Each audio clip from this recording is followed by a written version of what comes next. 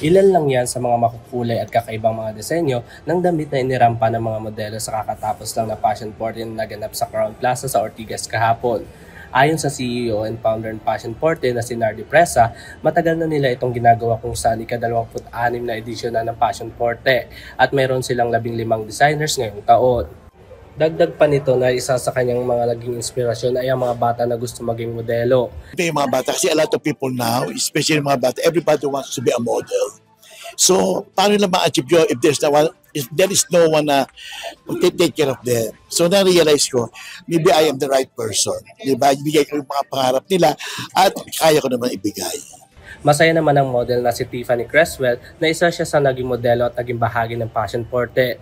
Really grateful and blessed because this is what I really wanted from the start and I feel really grateful that I've already come this far.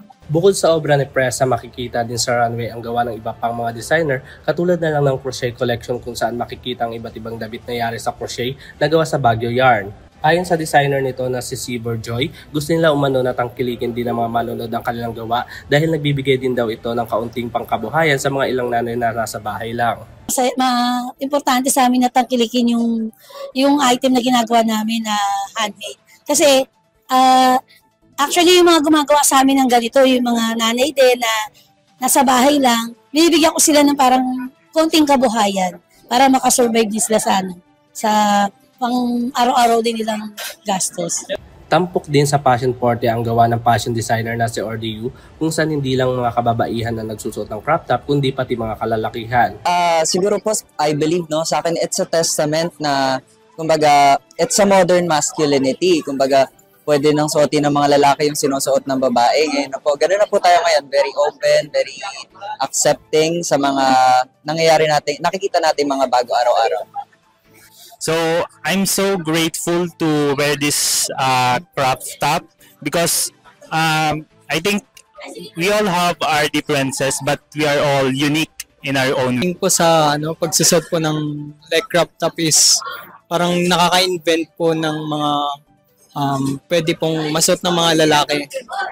Like fashion po talaga na pwede pong mag-improve sa ganito pong event po. Hinihikayat din nila na maging handa at maging open ang pagsusuot ng crop top. I would like to inform everybody that these masterpieces that I've shown earlier at this fashion show, this is a testament that the new era is coming and we should be prepared for that. We should be open and accept everyone who supports that kind of thing. Samantala, isa rin sa mga pinakita sa naturang fashion show ang gawa ni Nard Patrick Redoble na street vibe kung saan inspired ang kanyang gawa sa mga materials na mabibili sa Divisoria at kung paano ito magiging sustainable. Yung mga fabric na binili ko is mga bargain na fabric sa Divisoria. Yun yung mga fabric na last na siya sa Rolyo. I mean, yun na, wala nang iba. Parang kapag ginawa ko siyang damit, yun na yan, wala nang kapares. Pwedeng magaya yung design pero yung fabric, hindi na siya.